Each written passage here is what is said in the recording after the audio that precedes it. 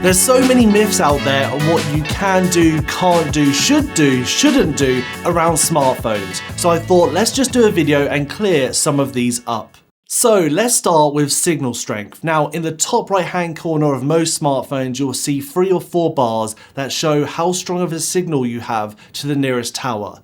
Some people think the stronger the signal, the better performance you have. In some cases that is true, but not all cases. So those signal bars only represent how close you are to the tower, not how good your performance will be.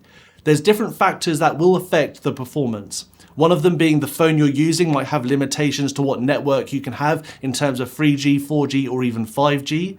You also have the tower, could be an old tower that only emits 3G or even 4G. In most cases 3G is being wiped out, but even 5G is limited to certain areas in the UK. The biggest one to affect performance is how many people are using that tower at that time. You could have really good signal strength, but if loads of people are using that tower at that time, you could still get really slow speeds.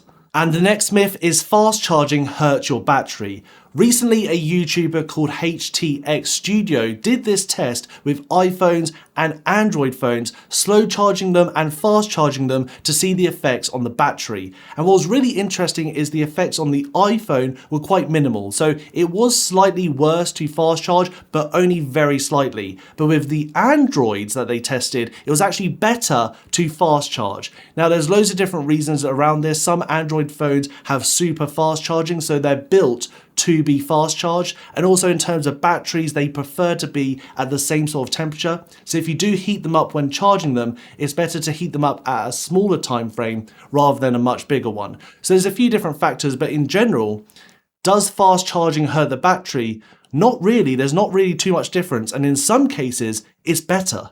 And the next myth is closing apps saves battery life. Now this is true, but it's also not true. It really depends on the app. If you have an app like Instagram, for instance, that you check multiple times a day, it's much more efficient to leave it running in the background than to open and close it multiple times. Just simply because there's more energy in opening it and closing it than just running it in the background. Because the chips nowadays in your phone are so efficient at managing apps, especially keeping them at low maintenance in the background.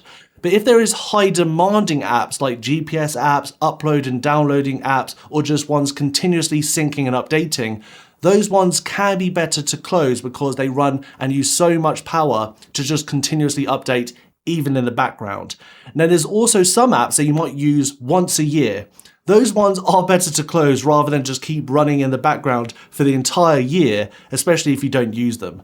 So it's definitely a sort of mixture of some you definitely want to keep closed, especially if they're high demanding. But if they're just everyday apps like your Instagrams or like your photos, it's actually better to keep those running in the background because the chips nowadays are so efficient and make it easier and better for your battery. And also on the back of that, some people say about turning off Bluetooth and Wi-Fi to save battery. For Bluetooth, especially in newer phones, it is so efficient and uses so little battery, there's really no difference to turning it off or keeping it on. So you might as well keep it on, especially if it's connected to one of your devices like a smartwatch, for instance.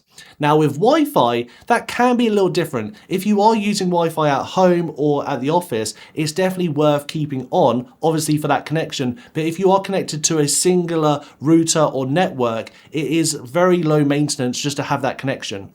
If it's continuously searching for a new network, that's where it can be draining. So if you are going out for the day shopping and you have no plans to connect to a Wi-Fi, it will be better to turn off your Wi-Fi so it's not continuously searching and using your battery. There is also myths around what is the best battery percentage to charge your phone and stop charging. Back in the day, I remember being told you have to drain it all the way to 0 and charge it all the way to 100 to use the whole battery and make sure you keep the battery at the best health by using all of it. That is actually not true, especially in current batteries. The best battery percentage is between 20 and 80%. So if you use your battery all the way to 20%, stop, charge it, and then charge it all the way to 80. That is the best for battery health. Once again, the HTX Studios video went over this, and I will have a link down below in the description, so go check out the video if you want more information. But great video, and yeah, the best battery percentage is between 20 and 80%. This doesn't just go for your smartphone, this goes for your electric car, your laptop, your tablet. Most batteries these days will be better for the health of the battery if you keep it charged between 20 and 80. Another one that I hear quite a lot is that I don't need an antivirus on my smartphone or tablet, when you actually might. The reason for this is because the Play Store and the App Store, they scan the apps in those stores to make sure there isn't any malicious sort of software in the background. So those are safe, but that's pretty much all they do. If you download a third party or you get an email with an attachment, those attachments or that third party could download malicious software to your smart device. So an antivirus will scan your entire phone, whereas the Play Store Protect or with the App Store Protect will only really scan the applications that you downloaded from the App Store or from the Play Store. That's it. They don't actually scan the documents or the downloads you do.